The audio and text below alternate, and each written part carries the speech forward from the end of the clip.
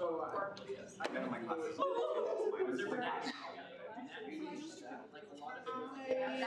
However, and lucky that I'm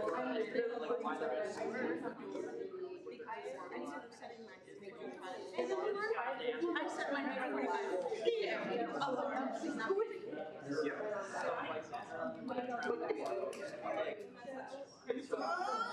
They'll be like, yeah. That's crazy. You're like failing. No, so far.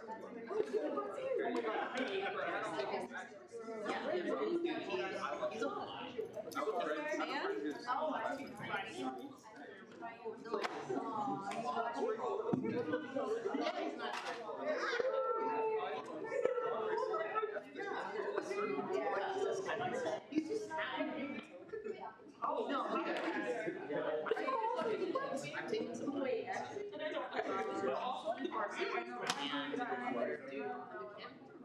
We're so like zero vibes in that entire department. It's like definitely one with vibes, but like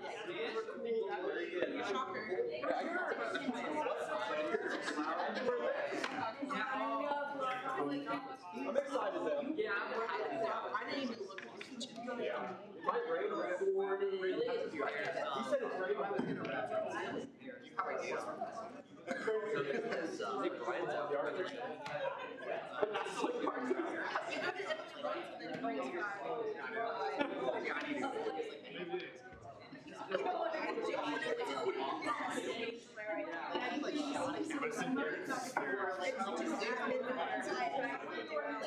Well, we're swearing in like 4 or 5 words.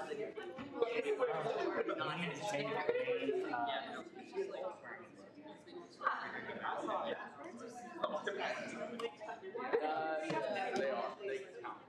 They're a subset of student centers. Because they have the same rights and responsibilities.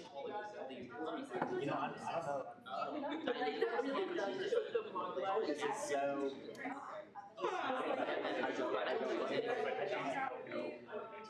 Just, I know, like, just the same intimidated by the program. Very much so. I sat here, I think it's like, it's okay, I think I sat here different timelines. That's all there.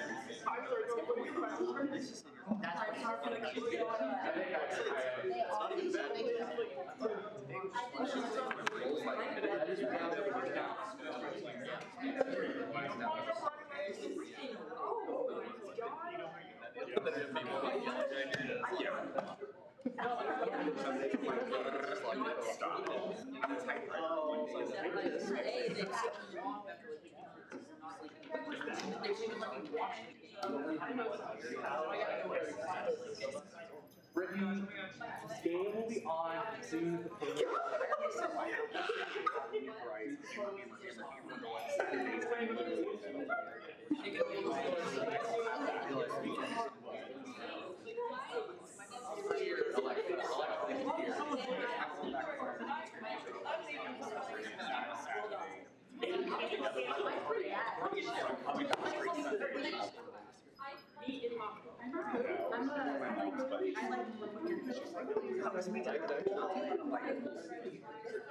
Depends on how anti-Semitic we are.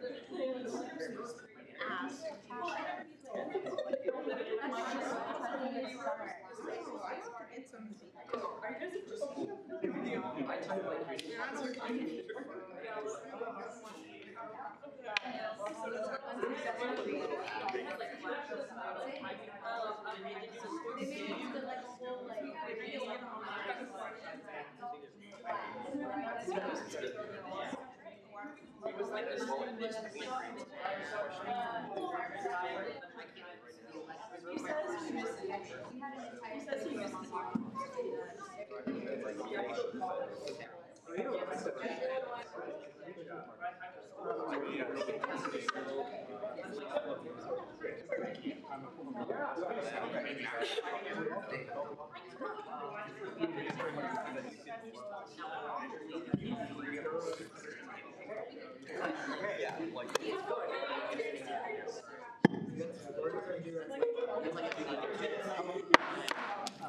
I now call this meeting of the Student Senate to order. Please rise for the Pledge of Allegiance.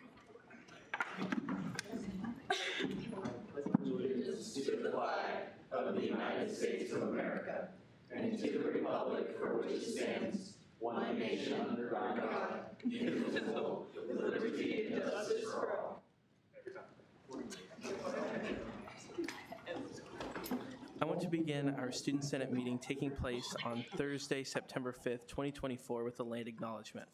We recognize that Kansas State University, as the first land-grant institution, stands on the ancestral lands of the Kaw people. Our state of Kansas is home to 4 federally recognized Native nations, the Iowa, Kickapoo, Prairie Band, Potawatomi, and Sac and Fox.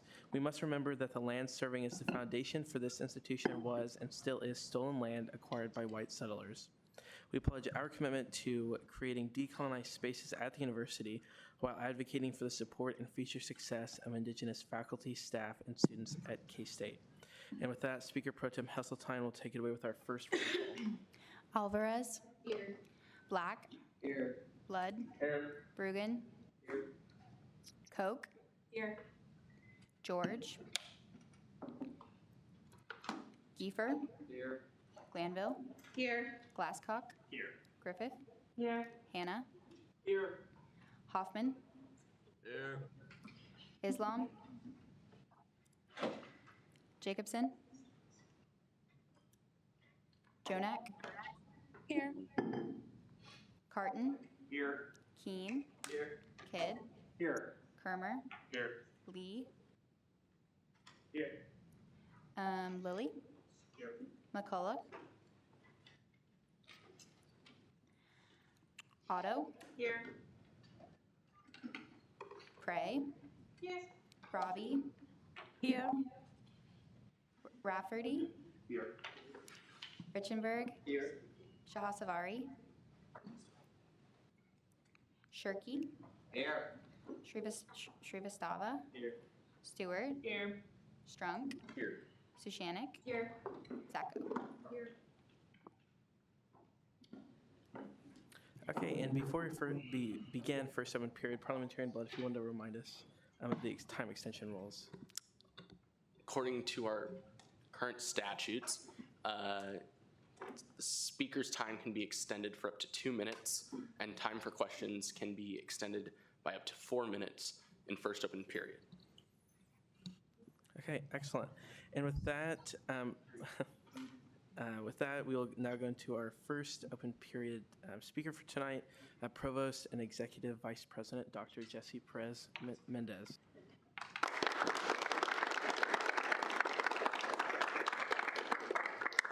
Thank you. It's a pleasure to address you all tonight. I especially like Mahomes back there, who's probably checking the scores here in about, about 15 minutes, right? It's around game time.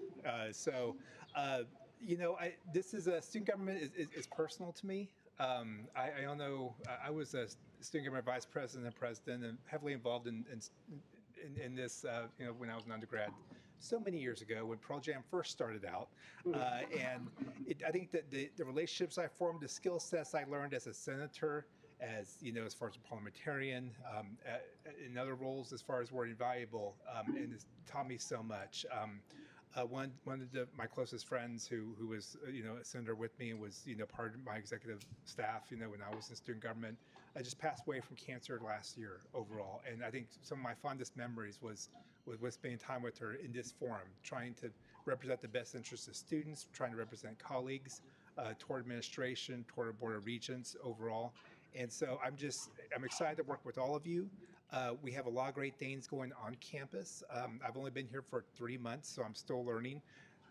Boy, do you have a lot of roundabouts here in Manhattan. So, and just when you think you're done with roundabouts, there's one around the corner. But it's been great to embed myself into the community, to learn everything there is to become a Wildcat. I'm still learning the Wabash Water Cannon. I don't quite got the rhythm yet overall, but throughout the year, I'm happy to come back and provide more information to you. We're working on a couple of different things that directly affect the students. We're in the middle of a strategic enrollment planning process. And that is as far as, if you look, I'm sure you've heard President Linden talk about the Next Gen Strategic Plan. Well, we're trying to take that and codifying that in terms of student success and recruitment across the board. And so we're polishing a finalized draft of that should be we'll probably be ready for that to roll out in a couple of weeks. So I'm happy to come back here and visit with you all and give you a brief presentation where we are with that. One of our goals at this university is to grow our student body to 30,000 learners by 2030. And that sounds like it's a long time from now, but it's not really. It's only 5 years. And also as far as certain metrics we want to hit in student retention and graduation rates and make this really a truly special place to be, even a more special place than it is right now overall. But thrilled to be here. And if I could be a resource to you at any time, just let me know. And go Cats. If you have any questions, I'm happy. I didn't mean to just sit here and talk all the time. So any questions anybody has? Are there any questions? Chair Koch. What are you most looking forward to stepping into your new role as provost? I think learning, getting to know all the great people that make up our community. I'm going through a water hose drinking phase of learning about new policies on this campus, learning about new folks, the culture. And I think that's a testament of how complex and special the culture is here at Kansas State. And I think that honestly process for me as a living, breathing human being is going to be for the next 6 more months after that. There's so much to take in, a lot of great things going on here. My job is not to tear it down and build everything up in my image. To me, I think it's to take stock of what we already have, take into account the culture that we have here, and to contribute to building that and taking us to another level of development overall. So, but it's been absolutely great being here. So, and I love purple. Senator Glanville. So, the big question, have you been to Call Hall yet? And if so, what's your favorite flavor? I think we can tell by my figure I have been there a couple of different times. I love chocolate. And it honestly is the best. I'm a big Brahms guy. I don't know if anybody's like from the Texas area. I love Brahms. But Call Hall is like that's top shelf stuff. And so I'm excited when the renovation's done in that hall, and I saw the plans for the new Call Hall Dairy Bar, and I can't wait. So. Any further questions? Senator Sharkey.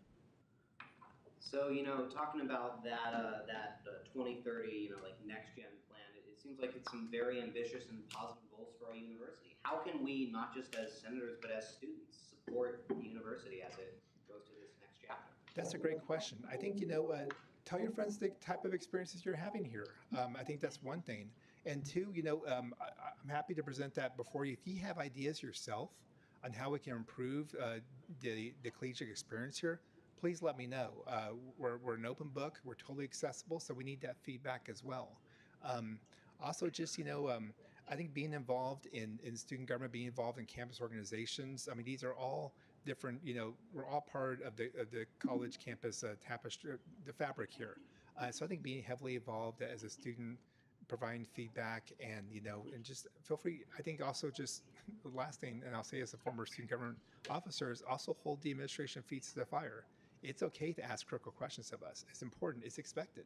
And so just to be engaged as campus community citizens. So. Senator Glasscock.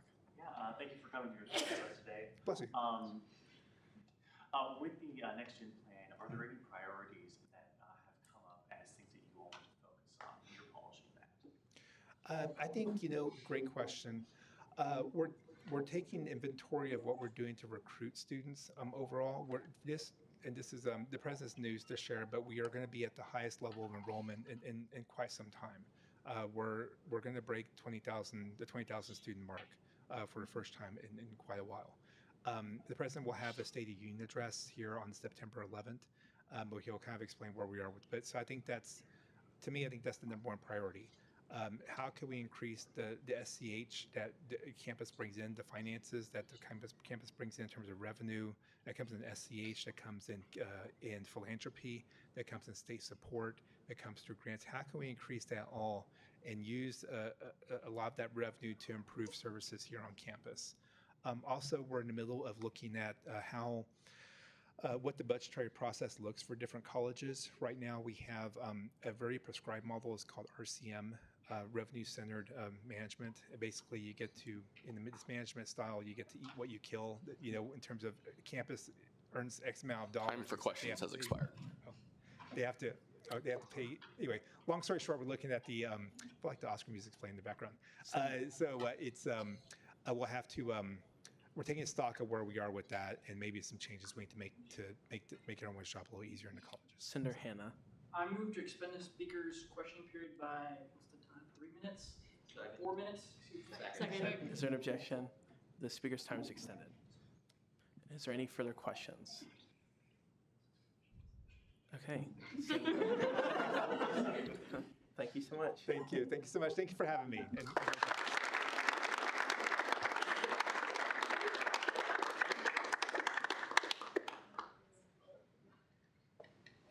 Are there any further first open period speakers? Okay, seeing none, we will go into the approval of the minutes. The minutes were passed out on Wednesday with the agenda along with legislation tracking information. Are there any corrections or is there a motion? Senator Hannah. I move to approve the minutes. Second. Is there a second? Yep. Are there any objections? Okay, the minutes will stand approved.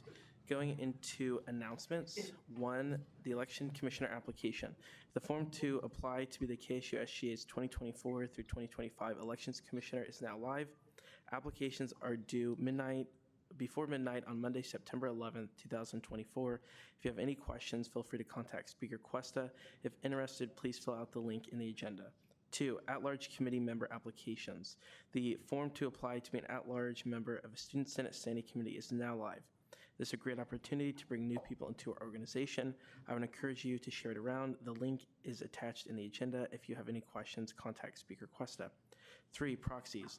If you're going to be absent from a Student Senate meeting, please fill out this link. If you aren't sure if your absence will be, even if you're not sure your absence will be excused. 4, if you'll be physically absent from Student Senate but would still like to attend via Zoom, please fill out the Student Senator Zoom request form, and Speaker Cuesta will review requests based on the Student Senate attendance policy. Please submit requests here. 5, want to give props to someone in Student Senate, fill out the Senate shout-out form, and Speaker Pro Tem Heseltine will read them at the end of our meeting. Fill out your shout-outs here. 6, the SGA Member of the Week is Parliamentarian Brian Blood. Brian has been doing an excellent job helping Speaker Cuesta update all of the governing documents to reflect the updates passed by the last Student Senate, and he is almost finished. Thank you, Brian, for your hard work.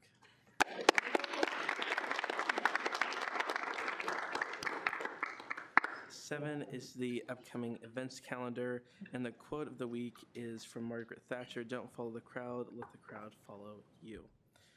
Okay, moving on from the announcements, we'll go, Chair Strunk. Yeah, September 11th is not a Monday. A Wednesday, that's just a typo. Okay. Okay, anyway, moving to commendations, the first thing is Resolution 242521. Does somebody have a motion to consider? Chair Lee. I motion to consider resolution 242521. Second.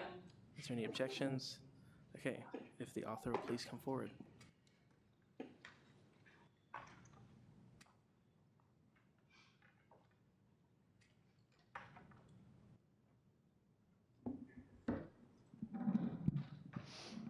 Resolution 242521, accommodation to the KSU Landscape Services. Authors Benjamin Carton, sponsors Anna Koch and Brandon Kermer.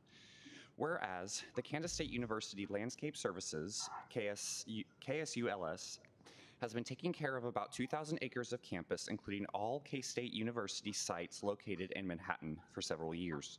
Whereas their tasks include, but are not limited to, maintenance and installation of turf grass, shrubs, trees, annual flower beds, removal of litter, snow, ice, and debris from sidewalks, roads, and parking lots, and maintenance and installation of irrigation systems that water all plant life on campus.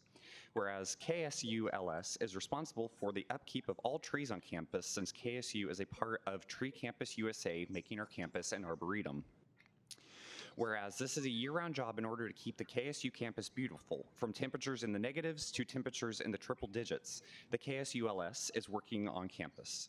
Whereas during spring, KSULS is outside planting and maintaining new annual beds. During summer, they are mowing all the grassy areas each day of the week and are starting the process all over again the following week. During fall, they are outside picking up sticks and leaves, typically for weeks on end. Lastly, in winter, they are clearing the snow and ice off or spreading salt on sidewalks to make campus safe and accessible for everybody. Whereas KSULS is also required to fulfill maintenance requests at almost any time, regardless of what they are doing. So they are constantly moving around campus to fulfill these tasks from all 9 colleges in a timely manner. And whereas all of the work KSULS has done to maintain the appearance of campus has helped launch KSU to be the 23rd most beautiful campus in America out of roughly 4,000 college campuses, while also being voted the most beautiful campus in Kansas. Be it resolved, Section 1, the Kansas State University Student Governing Association commends the Kansas State University Landscape Services faculty and staff, including Shad Huffnagel, Superintendent of the Landscape Services, Steve Snyder, Assistant Superintendent of the Landscape Services, Sydney Calloway, Irrigation Lead, Emily Hall, Landscape Tech 2 Lead, Patrick Standless, Campus Arborist, Cody Boos, Landscape Service Mechanic, John Wilson, Irrigation Tech, Ryan Tolley, Landscape Tech 2 Operator, Bob Odell, Landscape Tech 2, Josh Corbin, Landscape Tech 1, Tech 2, Jared Morgan, Landscape Tech 2, Todd Johnson, Landscape Tech 2, John Quick, Landscape Tech 1, Brian Sheets, Landscape Tech 1, Zach Briggs, Landscape Tech 1, Bill Burris, Landscape Tech 1, Matt Rollins, Landscape Tech 1, Randy Hobbs, Landscape Tech 1, Terry Sprecher, Landscape Tech 1, Benjamin Carton, Student Landscaper, Bryant Dalkey, Student Landscaper, and Xander Kehoe, Student Landscaper, for their hard work, resilience, and dedication for keeping Kansas State University's Manhattan campus maintained and beautiful. Section 2. Upon passage by the Student Senate and signature of the Student Body President, a copy of this resolution will be sent to Landscape Services Superintendent Shad Huffnagel, Landscape Department Assistant Superintendent Steve Snyder, Director of Facility Services, Linda Craighead, Director of Facilities Maintenance, Adam Kramer, Director of Project Management, Rosanna Carvalho, Assistant Vice President of Planning, Design, and Construction, Lisa Johnson, Associate Vice President for Facilities, Casey Lauer, Vice President for Administration and Finance, Ethan Erickson, Provost and Executive Vice President, Dr. Jesse Perez Mendez, and University President, Dr. H. Linton. Are there any questions or corrections? Caucus Leader Kidd. Line 75, Linda, her last name is Craghead, C-R-A-G, not with an I, H-A-D. Chair Koch. Is there a reason you didn't include the other landscape workers in the people who will be receiving this? What do you mean? So is there a reason that some of like the landscape tech leads and the landscape techs aren't on the list in Section 2 to be receiving this directly? To answer honestly, they don't like checking their emails. So, and they'll be like, oh, okay, sweet, and then it'll continue on their day. So, good question, but they probably won't read it. The upper administration of Landscape Services will. Any further questions or corrections? Senator Shirkey. I have a question of privilege. On line 24, there's a whereas clause that's broken into sections with semicolons. Are each of those required to be their own whereas clause? No. Any further, Derek? Would you accept a friendly to include housing and dining's landscape crew in this resolution, which is separate from the main campus landscaping? So anything that housing and dining around Jardine and residence halls is all a separate landscaping crew? Mm-hmm. Okay. I'll get you some names. Okay. Senator Hannah. On line 24, is spring supposed to be capitalized? Do you have a ruling, Brian? If it isn't, can we uncapitalize it? We're going to have it be capitalized. Any further questions or corrections? Okay, thank you. Is there a motion? Does anybody have a motion to approve? Senator Shirkey. I move to approve Resolution 21 unanimously. Second. Are there any objections? Okay, the resolution will stand approved.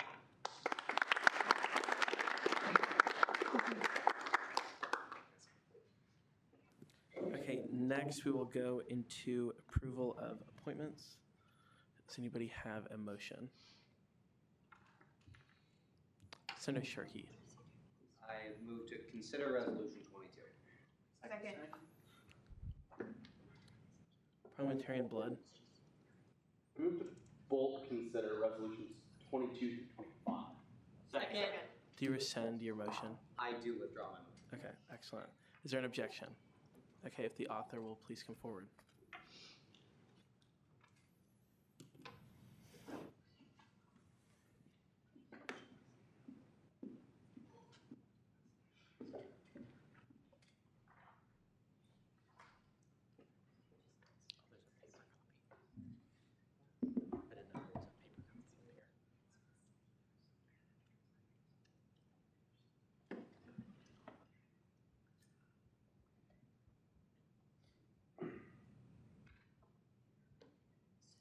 Resolution 24, 25, 22, approval of new student senator for the College of Agriculture. Author Joseph Lilly, sponsors Senate Operations Committee, Carson S. Cuesta. Is that necessary in this room?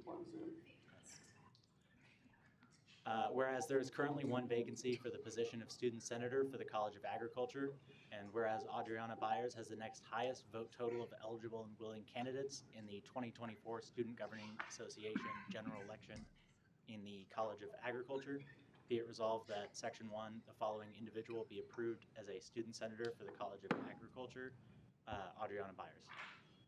Are there any questions? Senator Glasscock. There's a double space on line 11 between Byers and Hess. Any further questions or corrections? Okay, resolution 23. Resolution 24, 25, 23, approval of new student senator for the College of Arts and Sciences. Author Joseph Lilly, sponsors Senate Operations Committee, Carson S. Cuesta. Whereas there are currently 3 vacancies for the position of student senator for the College of Arts and Sciences. And whereas Brett Morris has the next highest vote total of eligible and willing candidates in the 2024 Student Governing Association general election in the College of Arts and Sciences, be it resolved that Section 1, the following individual be approved as a student senator for the College of Arts and Sciences, Brett Morris. Are there any questions or corrections? Chair Koch. If there are 3 vacancies, is only just one getting sworn in? Have you reached out to some of the other up and coming? Yes, I have reached out to a large number of people. Okay. Any further questions or corrections? Okay, resolution 24. Resolution 24, 25, 24, approval of new student senator for the College of Business Administration. Author Joseph Lilly, sponsors Senate Operations Committee, Carson S. Cuesta. Whereas there are currently 3 vacancies for the position of student senator for the College of Business Administration, and whereas Byron Sides has the next highest vote total of eligible and willing candidates in the 2024 Student Governing Association general election in the College of Business Administration, be it resolved that Section 1, the following individual be approved as a student senator for the College of Business Administration, Byron Sides. Any questions or corrections? Senator Sharkey. Same question as the last one. There's more vacancies than appointments. I will have a committee report over the whole thing. Any further questions or corrections? Okay, resolution 25. Resolution 24, 25, 25, approval of new student senator for the College of Health and Human Sciences. Author Joseph Lilly, sponsors Senate Operations Committee, Carson S. Cuesta.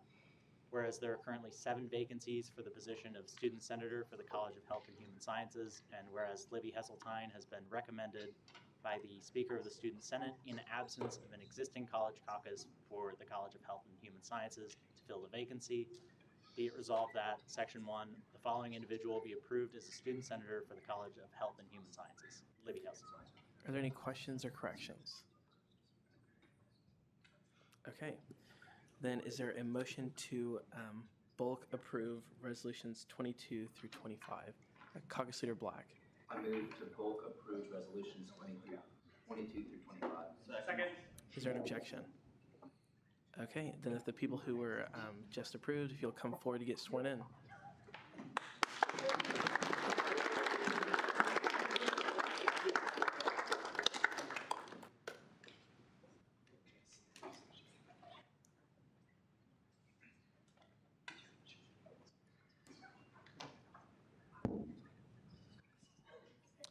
Okay, if you'll raise your right hand and say, "I will" at the end. I do solemnly swear that I will faithfully execute the office of Student Senator and will, to the best of my ability, preserve, protect, and defend the Constitution of the Kansas State University Student Governing Association. Okay, and then if you guys will say your name, hometown, major, and favorite smell, as well as pronouns. Hi, my name is Livy Hesseltine. My pronouns are she, her. I'm from Derby, Kansas. My major is communication sciences and disorders, so it's pre-speech therapy. What was the? My favorite smell is the Scholastics Book Fair. Hi, I'm Adriana Byers. I'm from Wichita, Kansas. My major is agricultural economics pre-law, and my favorite smell is gasoline. Hi, I'm Brett Morris. I'm from Colby, Kansas. My major is criminology and pre-law, and I'd say my favorite smell is probably pumpkin spice. Hello, my name is Byron Sides. I'm from St. Louis, Missouri. My major is supply chain and operations, and he, him are my pronouns, and my favorite smell would have to be chili.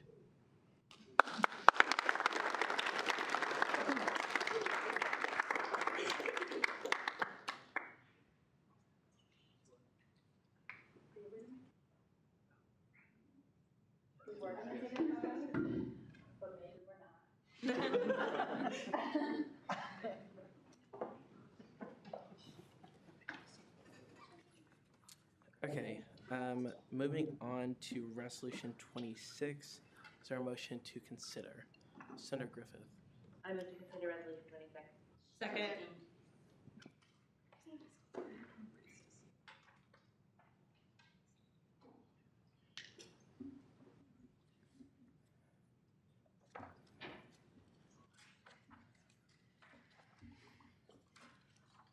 Okay, Resolution 24, 25, 26, approval of new student senator, authors Carson Esquesta. Whereas there's currently one vacancy for the position of faculty senate representative to student senate, and whereas Ryan Rafferty, PhD, was nominated by the faculty senate in their capacity to fill the vacancy, be it resolved that section 1, the following individual be approved as faculty senate representative to student senate, Ryan Rafferty. Are there any questions, or Senator Shirkey? On line 8, Yeah. I believe the word has should be removed from there. Yep. Senator Shirkey. I think there should be, although the parliamentarian might correct me on this, a comma after the dot in PhD. Is that? Okay. Not that then. Any further questions or corrections? Okay, is there a motion to approve the resolution? Caucus Leader Black. I move to approve the resolution. Is there an objection? Okay, if you will come down to get sworn in.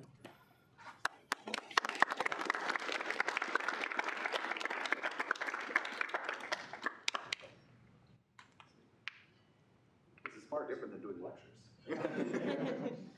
If you will raise your right hand and say "I will" at the end. I do solemnly swear that I will faithfully execute the office of student senator and will, to the best of my ability, preserve, protect, and defend the Constitution of the Kansas State University Student Governing Association. I will. Okay, and if similar for you, if you'll say your name, hometown, and what you do at the university. My name's Ryan Rafferty. My hometown is Denver, Colorado, just hop, skip, and jump away. I am an organic chemistry professor, so some of you know me, some of you, I'm sorry. And, I calculated this a while ago. I'm in my 42nd year of education, so I'm old.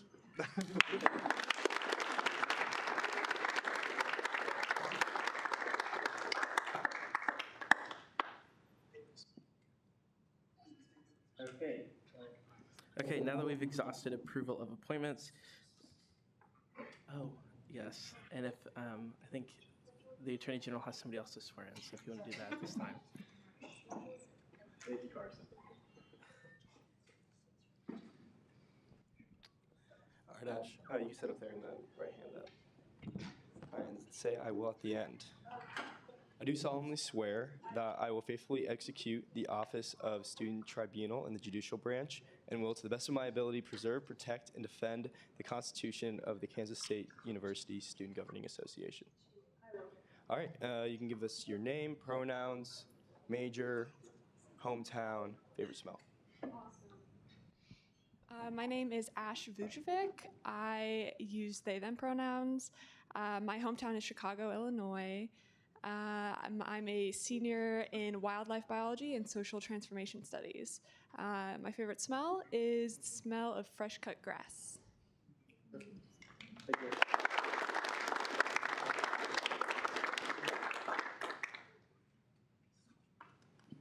Okay, now that we've exhausted approval of appointments, we will now go into committee reports. Are there any committee chairs that would like to give a report?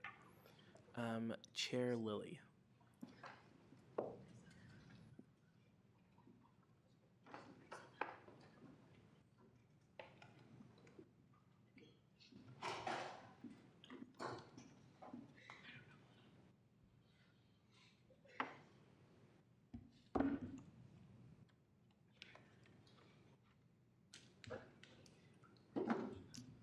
My name is Joseph Lilly, and I currently chair the Senate Operations Committee. It is my role to fill vacancies in Student Senate, so I just wanted to give everyone an update on that.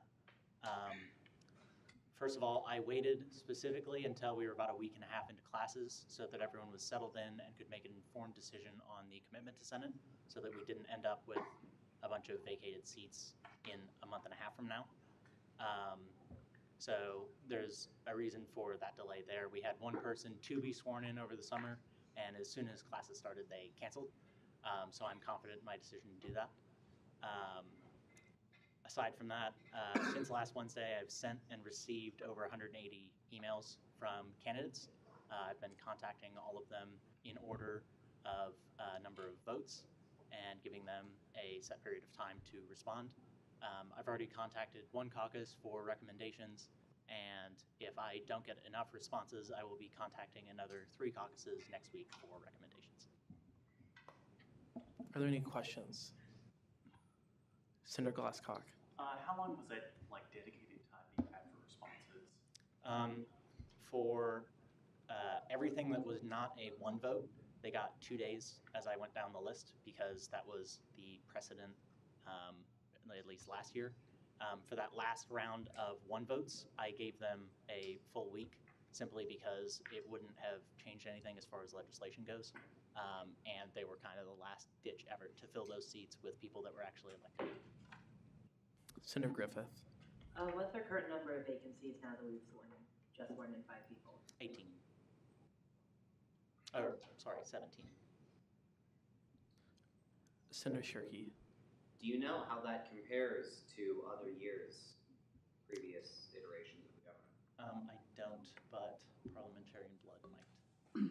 That's pretty standard, I'd say. Especially right around this time of year, we have a lot of people who either ran and now the school year starts resign, or who, a lot of people who just they put their name in or their friend put their name in as a joke, and so they get one vote. Maybe we've exhausted the list maybe a little bit quicker, especially in certain colleges, like arts and sciences seems to have gone through a little bit quicker than I remember in previous years. But usually by mid-November, we've gone through all the one votes in every college, and then we're looking at previously college councils. Now with that, we can be a little bit more expedient with not having to wait 2 weeks for councils, and caucuses can just automatically start to recommend people to fill those spots. Caucus Leader Kermer. Just to double check, based on legislation that was passed last semester, can we make sure we're not contacting College of Architecture students to be grad student senators? Yes, I sent out the email to everyone that received votes, because it's a lot easier to sort through those people when there's the 4 that responded rather than the entire list. So that is something I have incorporated into the process now. Thank you. Senator Shirkey. Just to clarify something that you probably know as the ops chair, what happens when you run out of lists? As soon as I exhaust a list, I contact the caucus of the respective college and ask for recommendations. Are there any further questions? Okay, seeing none, thank you. Are there any further committee chairs that would like to give a report? Chair Lee.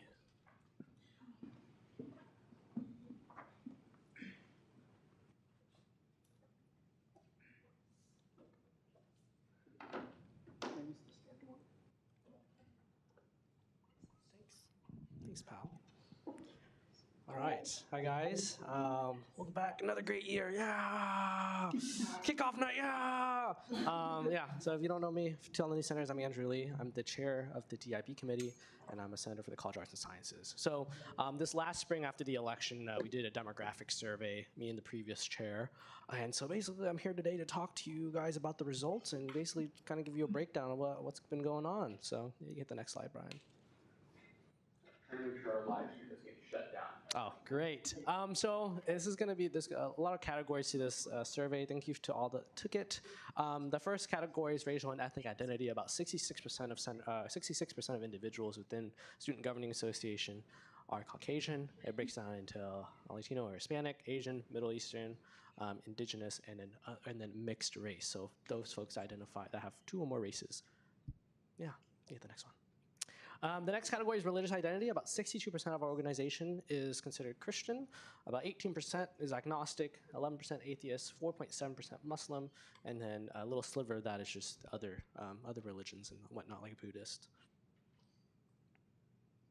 Great. Gender identity within the organization. About 43% are considered cisgender men, 45% are cisgender women. So you got more women in our organization than men. There you go.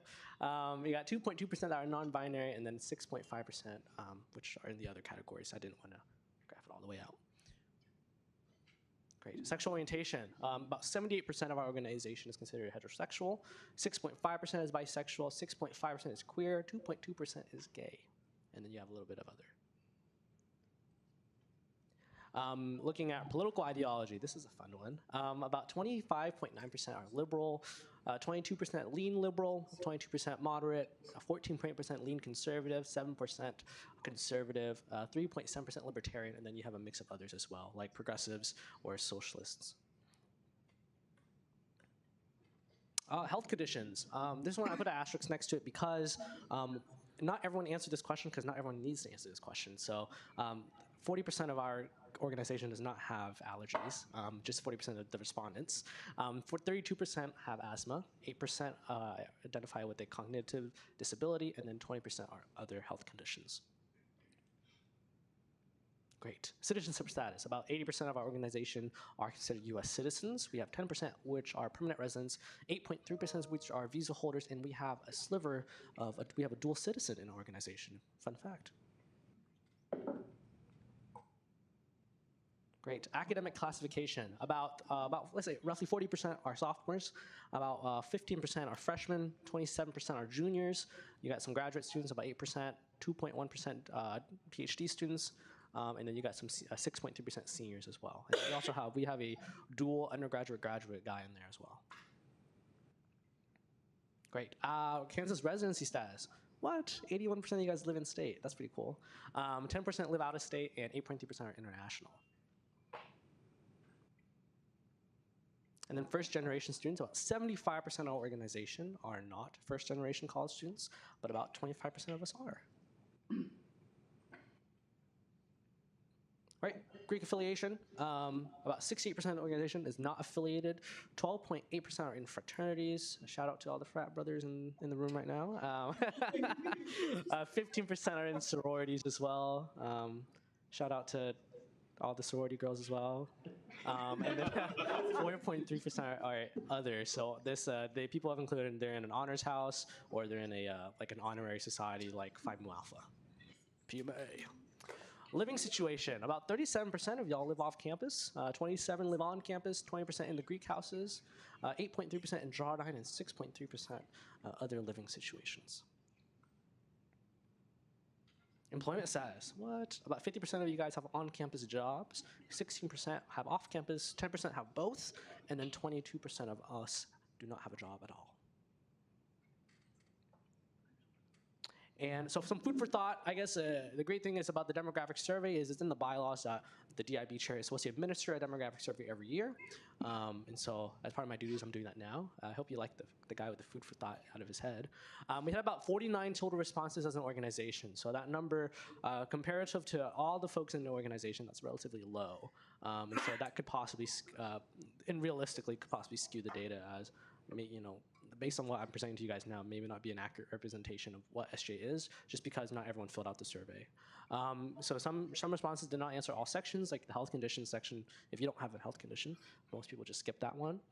And then, of course, the data that I'm presenting today helps us as an organization make informed decision-making, identify gaps in representation and access, and help us view trends over time. And so I know it's a conversation for a while now. The chair's time has expired. Senator Shirkey. I move to extend 2 minutes. Second. Is there an objection? The chair's time is extended. Thanks. But yeah, I know it's been a conversation going on now with, what kind of students do we kind of lack in SGA as a whole? I mean, even looking at myself, I'm the only Asian American student that serves in the Student Senate, and there's plenty of Asian American students that are here at K-State. And so it's just a matter of what our priorities are for this next year and what we can do to accomplish that. So yeah, that's basically it. If you have any questions, just hit me up. Are there any questions? Senator Prey. Yeah. So with the living conditions, I noticed here that there was an other option. What do you mean by other than like living off campus? Living off campus. I think some people put like honors houses on there. There are some others. I can't remember off the top of my head, but it was like 1 or 2 responses, and so I just put them in the other side. Or some people put both on campus and off campus, so I just threw them in there. Yeah. Caucus Leader Kidd. Can you remind us what methods you used for encouraging the body to fill out the survey, and then along with that, how long did you leave it open to fill it out? Yeah. So I think really, former Chair Lynn put out the survey out there, and I helped promote it as well. At the start of the new term in the spring, we posted it on emails. We sent reminder follow-up emails, and I'm quite aware that a lot of the caucus leaders also talk to their own individual caucuses to get them as well. I talked to individual folks to get them to do it, but we weren't trying to pressure anyone to. If no one wanted to do it, that's fine by me. But just that's kind of how we did. We put it out there and left it open for, say the rest up until April. By the end of April we close it. Yeah, I think it's still open right now, really. Are there any further questions? Senator Glanville. Would there be any way to host this again now that the body has changed a bit with the turnover of senators who maybe have resigned their position and we've gotten new people in, so we can have like an accurate representation of the people in our room now? Yeah, trust. Let me cook. I'm planning on doing another one sometime in this about midterms era around there, just to get a brief overview. I try to do one fall semester and then especially going into the spring semester. We'll see where that will go. So trust it'll happen each semester. Are there any further questions? Okay, great. Thank you. Thank you.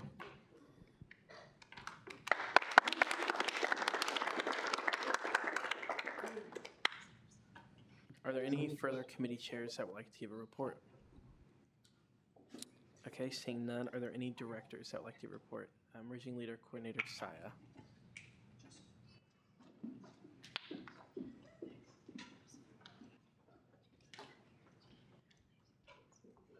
Hello, everyone. I just wanted to let you know that Emily and I had our first Emerging Leaders meeting tonight at 5:30. We had a really good turnout. We had almost 50 students. We had to order another pizza because we didn't have enough. That was exciting. Yeah, and it went really well. We did just like an introduction, and then we'll go into depth in each branch for the next few weeks. So I just wanted to let everybody know we got that program started and had our first meeting, and it was great. I did also want to add, if you just got sworn in and you feel like you're kind of being thrown into things and don't know, next week we are having our legislative branch in-depth meeting. So that would be really helpful for you guys to come and see just like the information that we share with emerging leaders and also in depth about what legislation looks like. So if you feel like you're just kind of jumping in without any direction, come to our meeting next week, 5:30 in this room, and we'll help you out. Thanks. Are there any questions? Okay, thank you.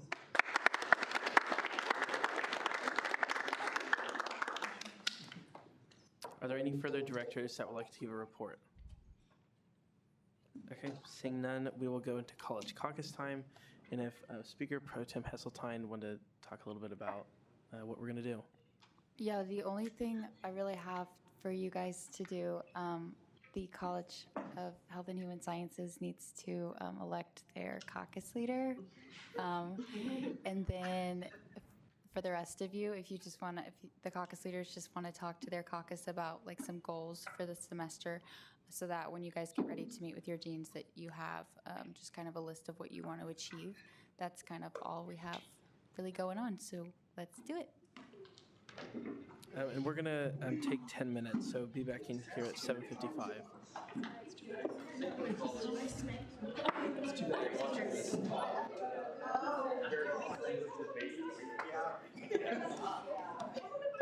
We may need more than 10 minutes.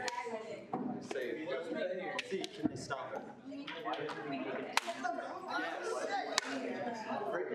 don't want to move, sorry. Dude, I might go out.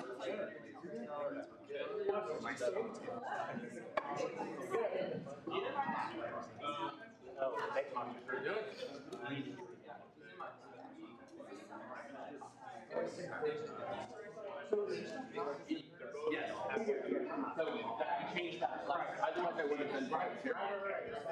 Who wants to do it? They can't vote.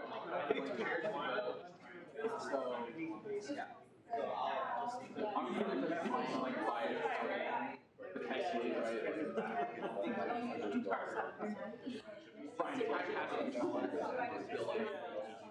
no, sorry. Keep asking probing questions. So goals-wise, though, I think I'm going to mention this at the end of last year. Goals is to really work on senator permit. So I already had a meeting with a senator today. His name is Kazi. He's from Tanzania. Originally from Bangladesh.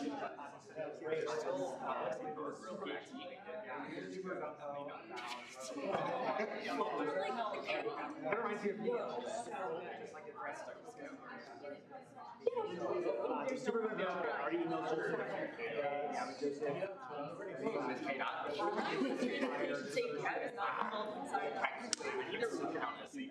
I know, but I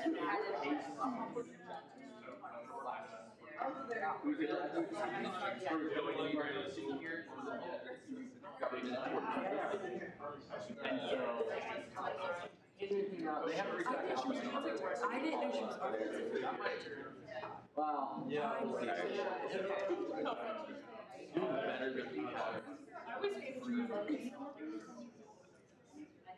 That's one goal. The other goal, so I'm we're trying to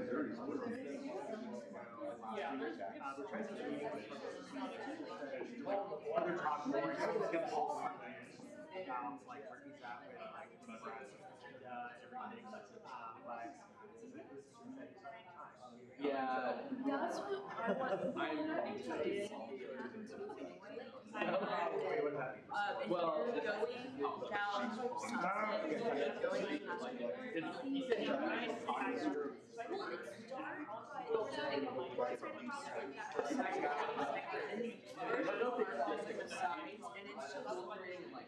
said So I was going to how much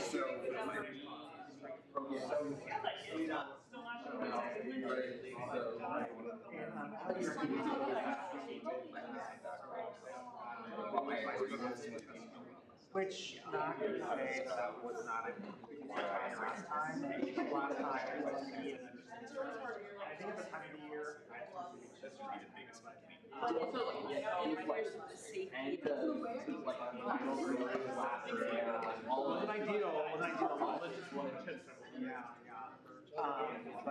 very, I'd say, combative. It's very bad, very bad. It was me and first off,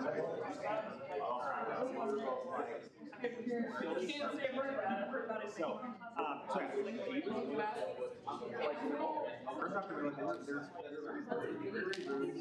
it was a lot of, well, it's pretty hard. safety, safety visibility, all these things. Wherever you are, so it's really important that we have it considering. So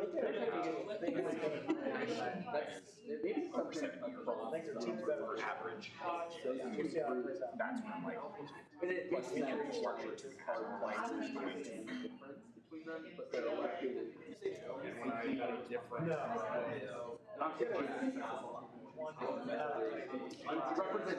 Representation and faculty show them, especially travel work. And my one of the things I learned about it, no, I'm not against it. As like a faculty member, I think that's against it. So before, she was very like, she would take a she was very much a better blue system. Now, they don't know what's going on.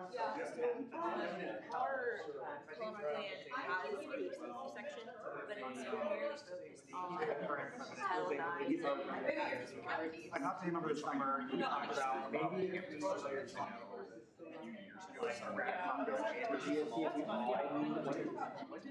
so it's always, it conflicts. Or maybe Monday nights, which always I can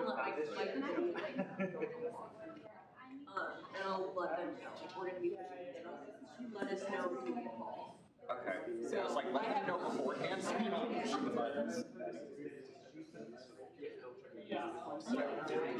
Okay, so I can reach What's the college doing?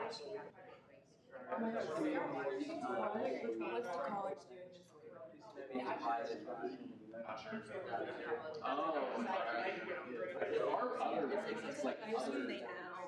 I'm not going to really talk to us.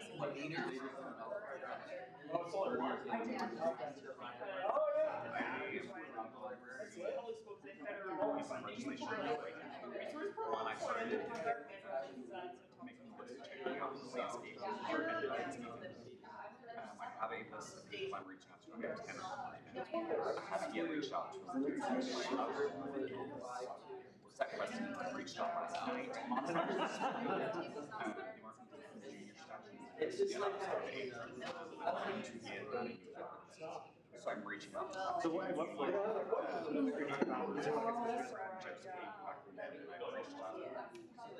reach out to Wayne Johnson, Lamar,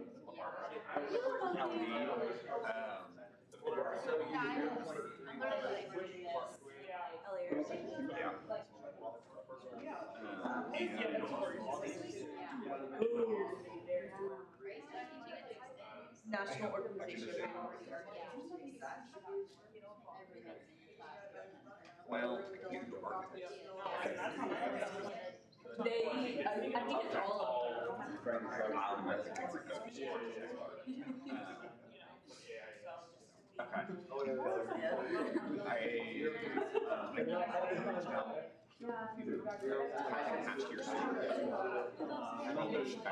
She's the one who I know she's last but not least, I'm going to try to bring legislation that changes, I should say, to where it says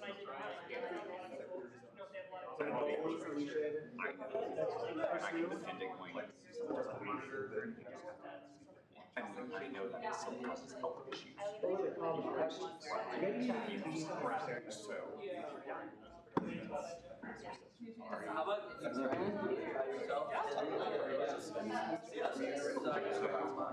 yeah, my big stuff is going to be mobility and accessibility this year.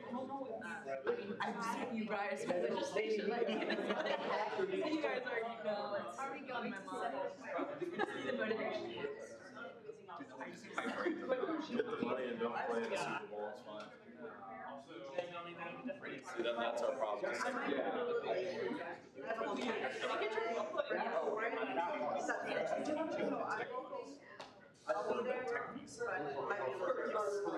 Just so you know, I'm not trying to like switching over. I'm trying to get some more into it. Just because I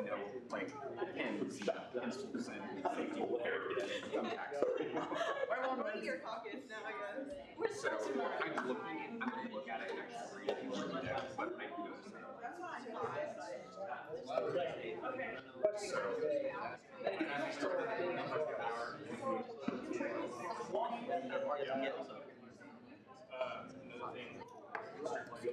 That's something you can If you would, that'd be fantastic. I think people are like, even if it's not something that might do something about it, but just have those numbers. You can have somebody who will go, oh my God, can we get a turn? After this,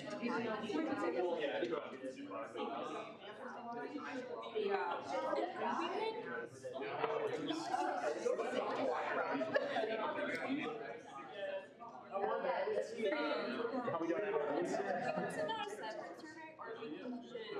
Thank you.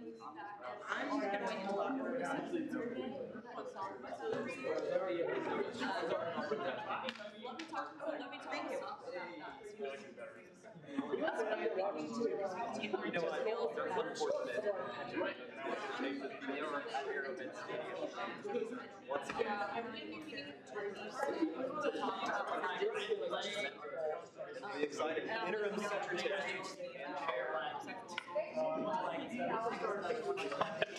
I don't know about that.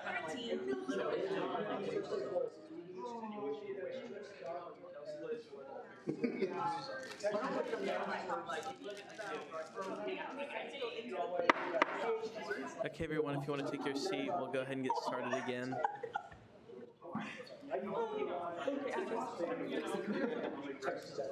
Okay, now that we've exhausted college caucus time, we will go into approval of allocations. Does anybody have a motion? Chair Strong. I move to approve the allocation. Second. Is there any objections? Okay, the allocations will stand approved. And we'll now go into introduction of legislation. Is there a motion on Bill 11? Chair Strong. I move to introduce Bill 11. Second. Okay, if the author will please come forward.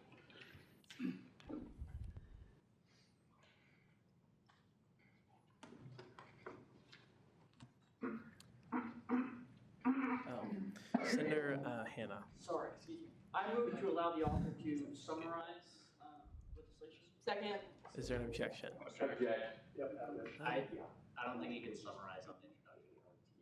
You can, on the reading. Okay, the motion that Senator Hannah introduced was to allow the author to summarize because there are numbers and different things. And so she wouldn't have to read the bill exactly as written. She would just, she can summarize according to the motion. So if you are in favor of allowing the author to summarize, please raise your placards now. Proxies raised too.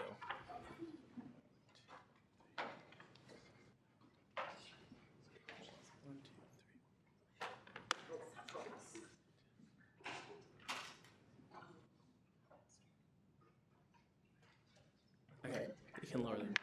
Those opposed, raise your placards now. Proxies raised too. Okay, the motion is passed and the author can summarize. Thank you. Okay, Bill 242511, fiscal year 2024 closing of accounts. Authors Alexa Heseltine, sponsors Gavin Strunk, Carson S. Cuesta, Joseph Lilly. Whereas in accordance with the Kansas State University Student Governing Association, KSU SGA funding statutes, the Speaker Pro Tempore of the Student Senate is required to close academic competition teams, campus-wide organization, College Council, Institutional Services, Multicultural Organization, and Fine Arts Council student group accounts on an annual basis to retain unused funds. So the first one is individual campus-wide and College Council organization accounts, which are all of this money, which the total is $3,983.73, which is all going to go back to the reserve account.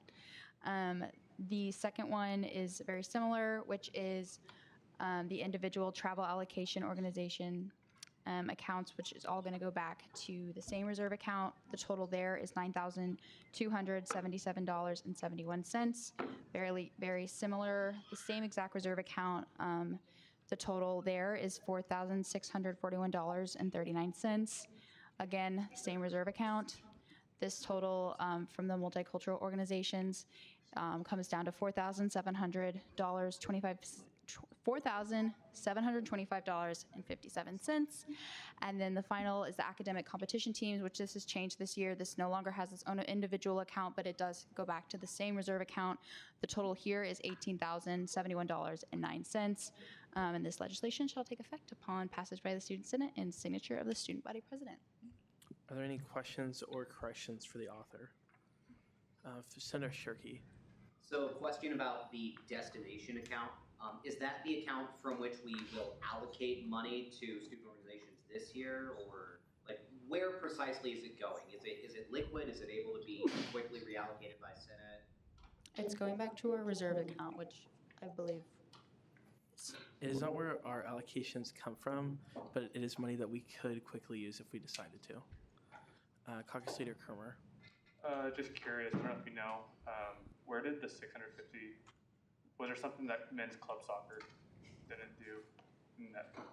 Yes. Men's club soccer applied for money for a regional tournament, and when the time came to go, they didn't qualify, so they weren't eligible to use the funds. Any further questions? Senator Hannah.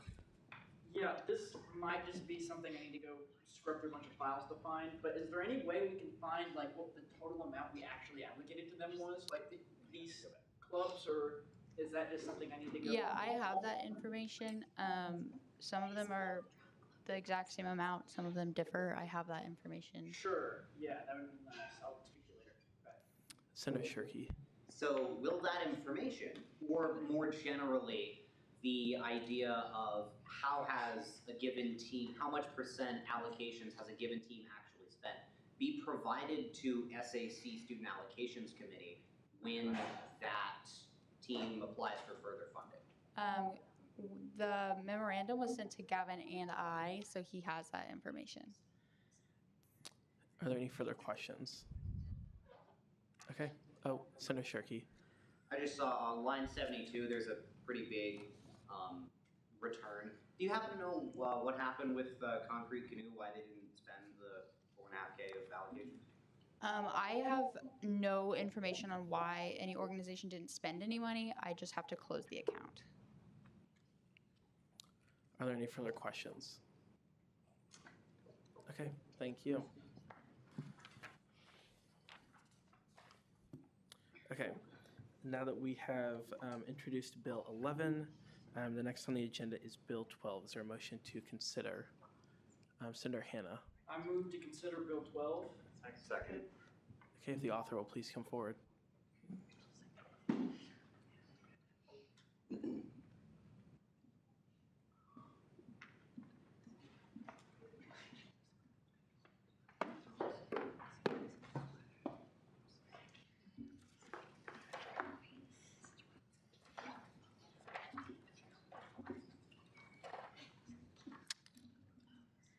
Okay, Bill 242512, amendments to the KSU SGA bylaws regarding vacancies. Authors Matt Holtzmeister and Katie Zacco. Sponsors Kelvin Peterson, Sam Keene. Whereas the Kansas State University Student Governing Association, KSU SGA, is committed to ensuring full and equitable representation for all college caucuses within the Senate. Whereas the current process for filling vacancies, which is managed by the Senate Operations Committee, has proven to be time-consuming and inefficient. Whereas delays in filling vacancies disenfranchise college caucuses by reducing the number of eligible voters, thereby impeding the caucus's ability to advance initiatives. Whereas college caucus leaders and members have a vested interest in ensuring their caucuses are fully represented and are in better position to address vacancies promptly due to their close connection with their respective colleges. And whereas delegating the responsibility of filling vacancies to college caucus leaders and their members will promote timely and equitable representation. Be it enacted that, Section 1, KSU SGA shall amend its procedures to empower college caucus leaders and their caucuses to manage the vacancy filling process directly by amending Article 4, Section 5, subsections A through B of the KSU SGA bylaws to read as follows. Filling of vacancies and expulsion. A, in the event that a vacancy occurs in the office of student senator, the caucus leader of the vacant office's respective college shall follow the following steps to select a replacement student senator. Student senators selected must meet all eligibility requirements defined in the KSU SGA Constitution. 1. The vacancy shall be offered to unsuccessful candidates for the vacated seat, starting with the unsuccessful candidate who received the highest vote total and proceeding down the list. If after 2 business days an unsuccessful candidate does not respond to initial communication, the next candidate on the list will be contacted until there are ties or no remaining candidates. 2. Unsuccessful candidates that tied in vote totals will be contacted in bulk. If after 2 business days only one candidate has expressed interest, that candidate will fill the vacant seat. If more than one of these candidates is interested in the vacant seat within the period of initial contact, each will present to the respective college caucus, which will pick the candidate to fill the seat by a majority vote. When the vacant seat cannot be filled with an unsuccessful candidate as prescribed above, the respective college caucus in the Student Senate will make the final determination and may consult the College Council or Senate Operations Committee to assist in filling the vacancy. This replacement may include SGA mentees whose major is in the respective college. In this case, the mentee must resign from his or her position as a mentee. 4. The Senate Operations Committee is tasked with promptly filling any vacant representative seats if a college caucus is unable to do so. B. In the event that a vacancy occurs in the office of student senator, an interim student senator who meets all eligibility requirements defined in the KSU SGA Constitution may be determined by the following means until a replacement student senator, described in the provisions above, is sworn into office. The interim student senator will have full privileges as a student senator and must follow all guidelines described for the office of student senator while maintaining the responsibilities of an SGA intern. 1. An SGA mentee representing the respective college may be named to serve as interim student senator after recommendation of the SGA Emerging Leaders Coordinators to the respective college caucus. If an SGA intern is not recommended by the SGA Emerging Leaders Coordinators, the respective college caucus may name a student in the respective college to serve as the interim student senator and may consult the Senate Operations Committee to assist in filling the vacancy. 3. After a replacement student senator has been sworn into office by the means described in A above, the interim student senator's privileges and responsibilities will revert back to those of SGA mentee. Section 2. The Senate Operations Committee will oversee the implementation of this process and review its effectiveness at the end of each Senate term. Any issues or recommendations for improvement will be addressed to the Student Senate to ensure ongoing efficiency and fairness. Section 3. The Senate Operations Committee will have a 3-month period to revise all pertinent KSU SGA governing documents are updated to align with the provisions of this amendment. Section 4. This legislation shall take effect upon passage by the Student Senate and signature of the Student Body President. Are there any questions or corrections? Senator Jonak?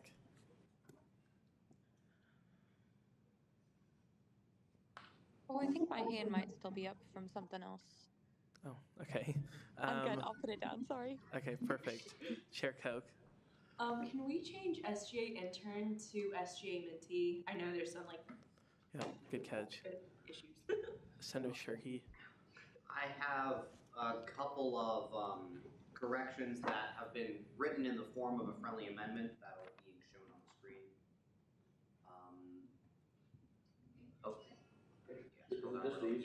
Yeah.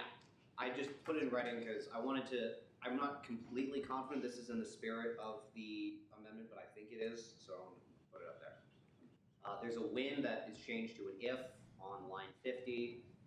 The word respective is added on line 55 before college, because whenever it said college caucus, it said respective. And then line 53, 54 is there to just clarify exactly what the caucus is doing. Before it was just make the final determination. This is what they would do to make the final determination. Find candidates, select a candidate by majority vote. I would accept that as a friendly amendment. Okay. Caucus Leader Kidd? Line 56, not in anything with what was changed to present to the body. Line 56, I thought last term or the term before we went through and then changed his or her to there. Could you accept that? Yeah, that's a friendly amendment. We weren't looking through this amendment for stuff like that, but that's a good point, yeah. Caucus Leader Kidd? So, and then this is again not related to what you changed, but line 82, section 3 just sounds weird when you read it multiple times. I read that and that's why I paused, because that might need to be looked over. Yeah, so we don't have to do it in this bill that you're presenting, but just to let everyone else know. Senator Glasscock. Was there a discussion with caucus leaders as to the responsibilities that they would be taking on if this bill ended up coming through? Yeah, so this is a big issue in the College of Business Administration, and I spoke to a previous senator from the College of Engineering, and we've both discussed that there are issues with vacancies, and I mean the College of Business has had vacancies since like February maybe, so I don't know if it's a matter of we can't.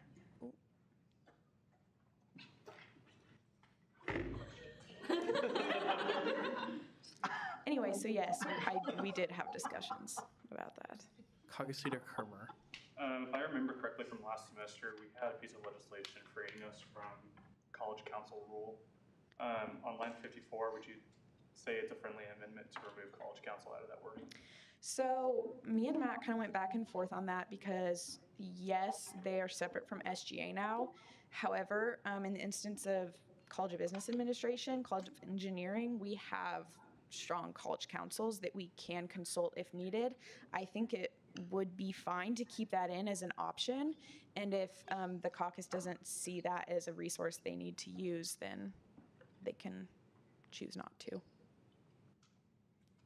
Parliamentarian Blood.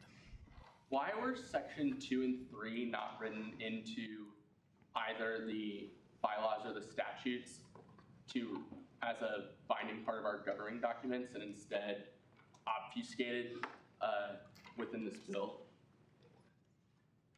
So you're saying why wasn't there a separate amendment for these things for section 2 and 3? Correct. That's a good question. I don't know. We can discuss that if that's something that would be more efficient. Senator Griffith. How come you felt the need to do this? Like, what specific instance caused you to believe this was a necessary change? Well, I can't pinpoint a specific instance. It's been an ongoing struggle to fill vacancies. I feel like we're pretty familiar with that. And I've also had discussions with certain SGA exec members, not going to name names right now, but they said that this is the way that Senate's planning on moving anyway, to kind of give that power back to the caucuses. So we can discuss that further afterwards if you'd like, but I'm not going to name drop in front of the whole Senate.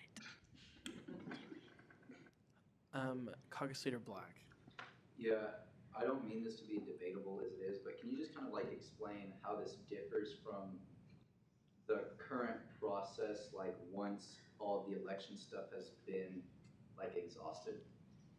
Honestly, it speeds the process up a lot. Instead of having to wait for ops to meet and then to find someone and wait, it can go straight to the caucus. And since we know a lot of people in the College of Business, and I would argue know the people of our college better than ops does, we can find people that would be able to fill those vacancies more efficiently. So that was kind of the hope with this. Chair Strunk. Could a caucus just already not just recommend somebody to ops? Sorry, say that again. So a college caucus, couldn't a college caucus already just recommend somebody to ops and basically find them? Yes, that is more of a Matt question. He, I feel like, has been trying to deal with that. I can't really speak on it, but I know that he had told me that there were some efforts on his part to do that before this was written. Chair Lilly. I have a friendly amendment for line 13. It would be Senate Operations Committee Chair. Yeah, I would accept that. Senator Shirkey. I guess to build on some of the other questions, what is the really what is the justification for the legislation? If you can answer that in this time in the legislative process, have there been any issues in the status quo that you think this would correct? I mean, this is obviously the beginning of the semester. We had a nice long summer break in there, but there are still vacancies. And like we said at the beginning, that disenfranchises the caucuses. So there's less representation. College of Business, they have 9 seats and we only have 5 senators right now, 6 senators. There's a big gap there. So just allowing caucuses to be able to operate at their full power. Chair Sushanik. How often would a caucus meet versus the committee meeting weekly? Sorry, can you say that again? Since a committee meets weekly, how often would the caucuses plan on meeting then? So kind of our process has just been communicating with each other via text. I don't know if that's the proper procedure, but we just communicate with each other that way. If this were to go across that way, I mean, it would be pretty easy to meet. Like, if we had vacancies, hey guys, let's meet and discuss potential candidates, with which we've been working on compiling a list of people that we wanted to contact. Chair Lee, do you have your placard up? No, I'll come back. Okay. Chair, Senator Griffith. So going back down to section 3, let me just ask this frankly, how come you're asking the Senate Operations Committee to do your job? So I did not write section 3, but I feel like that's kind of, correct me if I'm wrong, part of what operations does is to ensure that the governing docs align and to bring to our attention if there's any discrepancies, if that's the right word, discrepancies. Chair Lee. Yeah, I guess my question is, I think on section A, number 3. And so when you talk about if you're unsuccessful, if the caucuses are unsuccessful in filling that seat, it says that the college caucus will make the final determination and they consult with the college council or Senate Operations Committee. So theoretically, could, let's say that college caucus just not fill that seat? Because it's not prescribed that they have to, right, to talk to the Senate Ops Committee. So that's kind of where number 4 comes in, where it says if a college caucus is unable to do so, or I guess just doesn't fill a seat for whatever reason, then that would revert to ops. Okay. Senator Hoffman. Yeah, I just had a couple of things pop out to me. Section A or A4, the lines 57 before the amendment. There's no actual hard line there. So I was wondering if, I'm sure that was kind of on purpose, but I don't know. I wanted to bring attention to that. Don't have a solution to that. Also, the first thing that came to my mind with this is if we give this to Senate committees, and let's say it's just, I don't think this is the case, but if it was one friend group is in a Senate committee, Senate caucus, college caucus, sorry, not in school, you know how it is, in a college caucus, having it be Senate Ops kind of takes it away from that, and so it can just be an expansion of the friend group. I don't think that would happen, but that was the first concern that pops in my head. Is there a question? Oh yeah, let me find one. So yeah, I think more of I think with Brian's previous question about section 2 and section 3 being in here, that also kind of confused me. So no, there's not a question. 3 statements. Thank you for your statements. Yep, you guys are so welcome. It's fun to talk, you know. Chair Strunk. So my question is, if this were to, be enacted, would the college caucus then have to submit legislation to ops to have this approval go through? Yeah, that would, I would assume so, because that's the current process. It would just change the party responsible. Chair Koch. So ops will take over if the college council isn't able to fill the seat. After how long will ops take over? That is a good point. I kind of think it's up for interpretation at this point. that could be something that could definitely be workshopped in committee if we need to work on that. Senator Glasscock. Do college caucuses currently have any responsibilities in like the bylaws? Do they have any like proper responsibilities?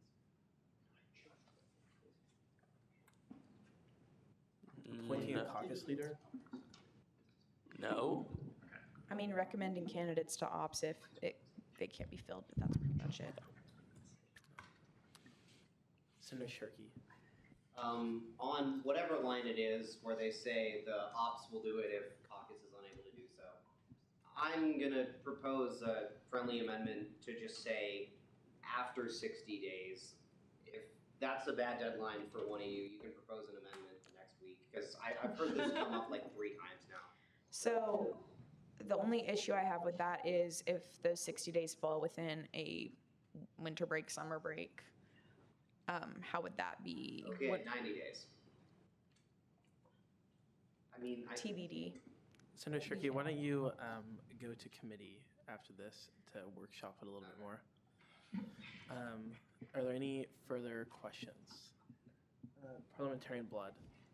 If the caucus is supposed to know more people in their respective college than the Senate Operations Committee, and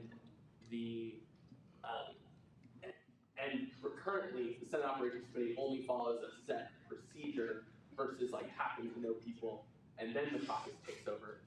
How is the caucus following the set procedure and then Senate Operations taking over going to enable the Senate Operations Committee to know people that the caucus didn't know already?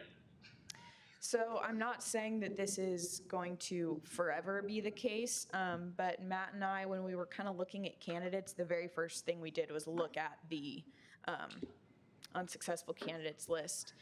So, I mean, our current caucus is familiar with that list. We do utilize it. I understand the concern that that may not be something that's always in practice, as it's not explicitly written. But I mean, I think it's a good point to start. I get, but your question was, how would we know people that you don't already know if you look over the candidates? Is that? Right, because currently the Senate Operations Committee just looks down the list, and once that list is exhausted, it's the caucus's responsibility, right? Currently, now the caucus would have to follow the exact same procedure, under this, follow the exact same procedure, then ops would find people, and then if they couldn't find people, then it's somehow ops' responsibility to go find people. But by your previous statement, the caucus would know more people than ops, so it seems counterfactual. So some of the discussions had with current and previous Senate Operations Committee members was the concern that it's completely taking everything away from ops and that role away from them completely. We added that in kind of as I mean, the responsibility's still there, I guess, if caucuses can't follow through. I think that's why it got put in, was that ops does still have a role if that can't be fulfilled. I don't know if that answered your question. Senator Shirkey. So my question, who is in the best position to conduct sections A1 and A2? Do you think the caucus would be better at that, or do you think ops is better specifically at completing the requirements in A1 and A2? I don't know how this works in other colleges. I do know the type of student that goes to the College of Business. If you get a text from a classmate, acquaintance, friend telling you about SGA, you're going to pay attention to that. I feel like the culture at the CBA is random email, I'm going to ignore it. Like, there's no point in even opening it. I think that was kind of our idea of why we might be able to not persuade, but kind of be able to spread the word about it a bit better to fill the vacancies. Chair Suchanek. When a caucus recommends somebody to fill a vacancy now, what is preventing you from just texting them or emailing them personally along with the chair? What are you saying? Like, you're saying just to recommend candidates to ops? Yeah, if you wanted it to be more personal, after you exhaust the list of people who receive votes and it's going to the caucus to recommend people, what prevents you from making that experience more personal currently? There's nothing. I mean, I know that Matt's been in contact with a lot of different students in the College of Business. I've been in contact with a lot of students in the College of Business. There was some interest, not enough for me to give names to ops, but that was kind of in the middle of us writing this, so we were gonna see how this goes and then proceed from there, I guess. Caucus Leader Black. Yeah, I apologize if somebody already asked this, but like, so just going down the list for section 1A, 2, whatever, basically if there's a tie, it's presented to the college caucus, which makes a determination instead of Senate ops. And then for 3, it's kind of the same as it is now. Once the list is completely exhausted, the caucus recommends something to Senate ops and they approve it. Is basically what this is saying is, instead of the caucus making their choice and submitting it to ops, they just get to choose right away, I guess? No, I definitely think that, like Brian said, going through the procedure is still important. If that's not explicitly written, again, I know that this bill needs workshopping. Okay. Yeah, me and Matt have talked about that. We know there's loopholes and gaps, so that definitely is a good point. Our thought is to kind of still follow that same procedure in a sense of looking at unsuccessful candidates first. Okay. Chair Lee. So like, in like simple terms, I guess, is this just kind of switching the roles a little bit? So instead of it starting at Senate ops and then going to caucuses, it's just caucuses and Senate ops? Yeah, exactly. Yeah. Senator Griffith. Have your opinion on this piece of legislation changed after hearing Chair Lilly's presentation this evening? That was very helpful listening to that. Are you saying my opinion on this piece of legislation specifically, has it changed? I don't think so. I mean, not to get political, I do like smaller government entities having more power, and in that sense, you know, college caucuses being empowered to be able to do one thing when they already don't have any roles, I think is something that's great, and it's giving power directly back to students. So I think that's my opinion, not to be debatable, but. Senator Srivastava. So there's nothing really personal about going down a pre-written list of unsuccessful candidates. Like, what difference does it really make if it's centrally controlled by a chair versus distributed by a bunch of caucus leads? Like, what makes it more personal that it's coming from 7 people versus 1 person who has like pre-established knowledge? So that's why section 1, subsection A, it says the caucus leader of the vacant offices, respective college. So that's 1 person to 1 person. Is that, or are you saying ops as a whole? Well, I'm trying to say is what makes it more personal that it's a caucus leader versus the Senate Operations Committee chair. I mean, the college, like college engineering has 3,000 plus students right now. I know like 30. So like, how would it make it more personal coming from me versus from Chair Lilly? I just really like the idea of students of a college directly working with the other students, especially, you know, representatives working with their constituents. I've met with different students in the College of Business about their concerns and things like that, and I think it's important to have those relationships. So that's definitely something that I think I find valuable, is having that personal level of you're going out and you're talking to people in your college and finding people who really want to do this. So, Senator Griffith.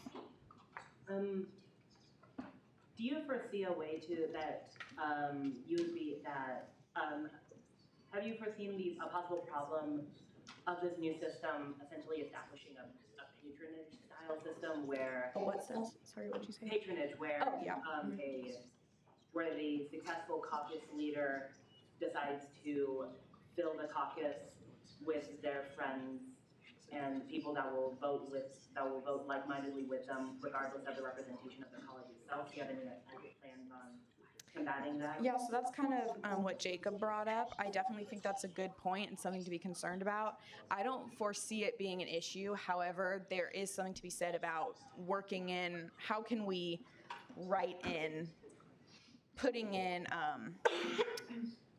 don't know the word, like ways to avoid those things from happening. I don't know how to answer your question. Yes, I think that could potentially be an issue. I don't foresee it being an issue. How would I combat that? Was that your last part of your question? I know in this day and age you can't say, just trust in people, trust in SGA as a whole organization.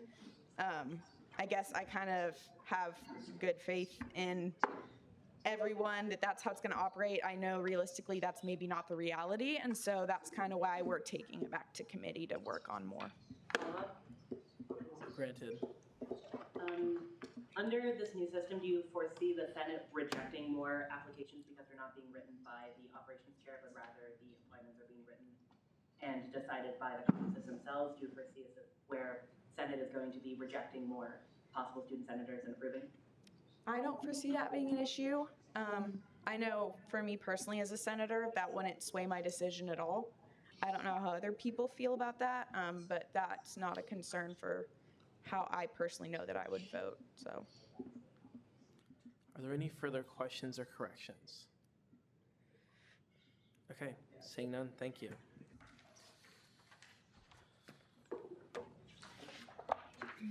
Okay, since we've exhausted introduction of legislation, we will now go into second open period. Are there any second open period speakers?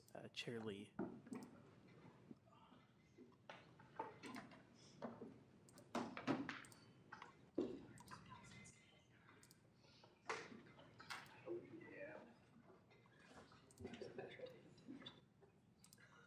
All right, folks, I'm back again. I got some important announcements for you guys. How many of you guys live in Manhattan? Okay. Yeah, there you go. I know some people don't live in Manhattan, but how many of you guys are registered to vote in Manhattan? Fire. You guys should register to vote in Manhattan. You guys live here. You guys pay taxes here. You guys shop here. Just saying. K-State, we're in the upcoming weeks, so we have an important election this year. If you didn't know, there's an election in November 5th, and here at K-State, we are hosting some candidate forums and debates, which I think is super cool. The first one, if you don't know, Representative Cindy Carlin, Speaker Cuesta interned for Representative Cindy Carlin a few years ago, but she's going to be coming out to Wildcat Chambers on October 2nd. From 6 to 7:30. You can come and meet her. She's been serving in the legislature since 2003, I believe, before I was born, and is running unopposed this year. So kudos to her. So yeah, feel free to pull up on that day. We're also this specific event is a collaboration between K-State Young Dems, K-State Department of Political Science, and then the ICDD, which is like the Institute for Civic Discourse, I think. The more nitty-gritty stuff is the next one. We have some debates coming on. I love a good debate. I don't know how many of you guys love debates, but I do. And so we have some good candidate debates here. State House 67, which is the west side of Manhattan. Kim Zito, who's the Democratic candidate, and Andrew Rozier, who's the Republican candidate, will be teaming up. Will be facing off on September 25th, so in a few weeks, in the courtyard out there from 6 to 7:30. I will be moderating that debate alongside Michael Jacobson, so we'll both be there, and yeah, it'll be a fun night. State Senate, State Senate Yusha Reddy, Senator Yusha Reddy will be facing off former Riley County Superintendent Brad Starnes on October 9th from 6 to 7:30, same place, same location, and I think Attorney General Navarro will be moderating that one as well. And so this is a collaboration between K-State Young Dems, the Riley County Republican Party, and again, K-State Poli-Sci and ICDD. So feel free, please come, please share with your friends all this information. It's super cool. It's super neat to actually meet the candidates are actually that could possibly be making legislation, especially legislation that affects higher education as we go into a tumultuous legislative year in January. So I'm excited to see where the legislature go this year. But yeah, please do come and share with your friends. Are there any questions? Okay, great. Thank you. Are there any further second open period speakers? Senator Glanville.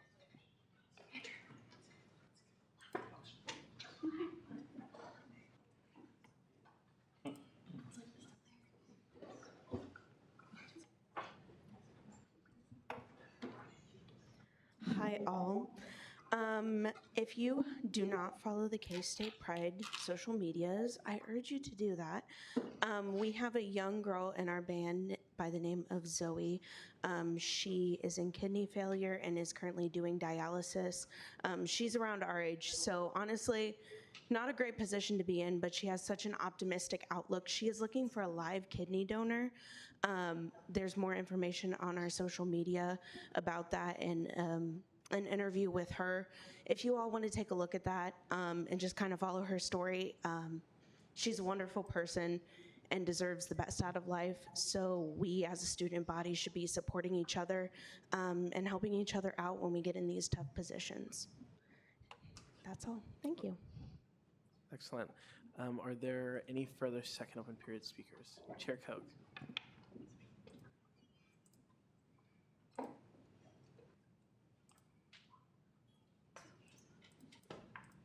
Uh-oh. Maybe it'll work, maybe it won't. We'll see. You never know. So next week is Suicide Prevention Awareness Week. And so as a Thrive Navigator, I feel like I'm kind of obligated to share all of this with you guys. So we will be doing like an art expression workshop on Monday, which is just really fun if you like want to do art. We're taking over the DASA Instagram on Tuesday, which is also really nice. We have a guest speaker on Wednesday. That's at 1:30 in Town Hall. And it's right before the state of our university. So you guys can come check that out.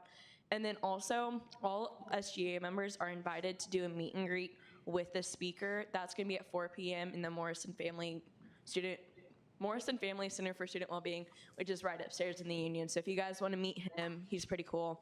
I say that like I know him. I don't know him yet.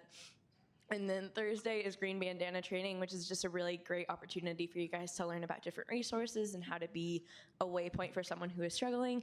And then on Friday, wear green. If you don't, I may fight you, but we will see. Also, parking resolution, we have SOC, so it should be out next week. And Wildcat Pause Day, like we have a meeting tomorrow, so if you guys have any ideas of what you want to see Wildcat Pause Day have or what you want it to look like, please come talk to me, email me, do whatever you guys want to do, because I really want to know what you guys want. So, any questions? Are there any questions? Okay, thank you. Okay, are there any further second open period speakers?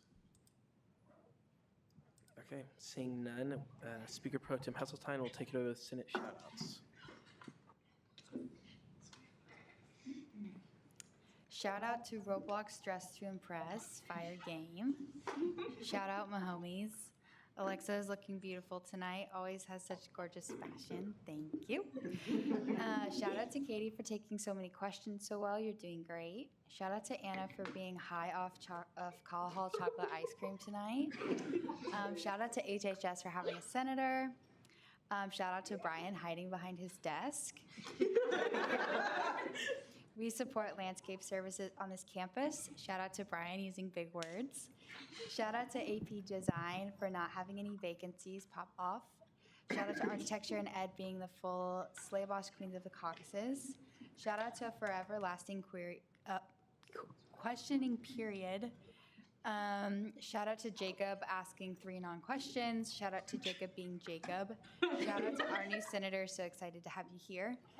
Shout out to Senator Blood for putting the game on. Shout out to Peyton for adjusting the thermostat. We're freezing in here. I did text her and I was like, we are so cold. Shout out to Carly being gorgeous. I love Catland Central. Shout out to the Tybo that almost got Andrew canceled. Shout out to Karma being the guy on the Chiefs. Shout out to previous iterations of the government. Shout out to the AG looking like a snack tonight. Shout out to Taylor Swift's game day fit. Shout out to Chase noticing the double space. Shout out to Taylor and Travi tonight. Go Pookie. Shout out to Zach Briggs, Landscape Tech 1, mainly because your name was the first I saw, but also for all of your excellent work as a landscape tech. Shout out to Benji for sending themselves a commendation. Shout out to Speaker Questa for looking extra cute tonight. Shout out to Brian for putting the Chiefs game on the screen. What a legend. Shout out to how cold it is in here. Brahms. Shout out to Dr. Rafferty for representing chemistry in the Student Senate. Shout out to the emerging leaders in the room. Welcome to the organization. Please keep coming to Senate. Shout out to the Fluffy Cows. Shout out to the podium being in the correct spot, which Carson and I don't agree with. We liked it in the middle. Shout out to Carson and Alexa's table not being centered after they redecorated, which we did notice. Shout out to Parliamentarian Blood for rushing the Pledge of Allegiance. And Alexa looks really pretty tonight. Hold on.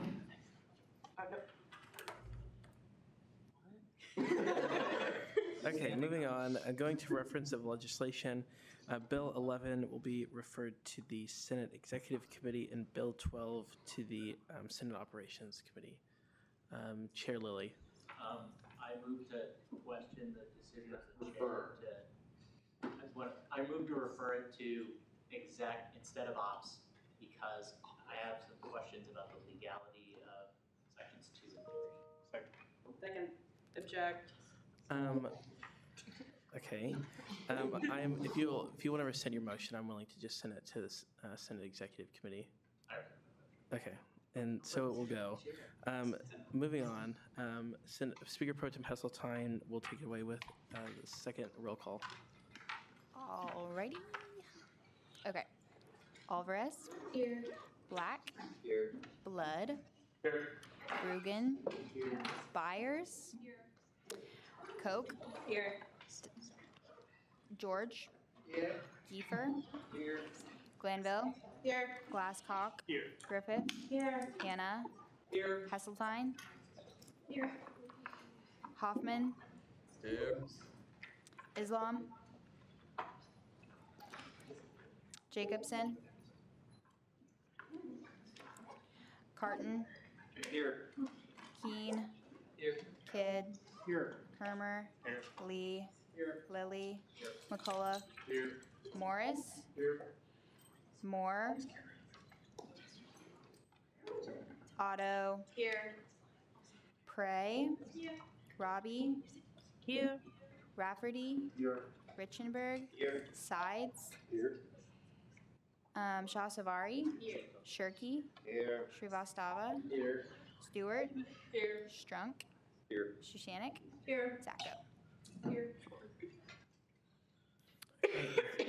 Caucus Leader Kermer. Yeah. Move to adjourn this meeting until Thursday, September 12th at 7 p.m. Second. Is there an objection? We stand adjourned.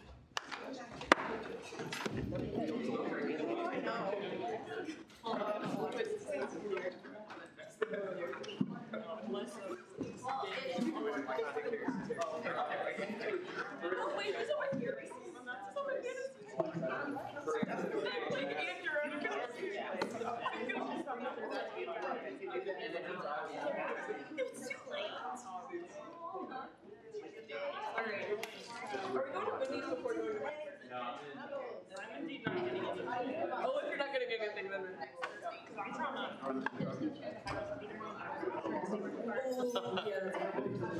No, I was just waiting. I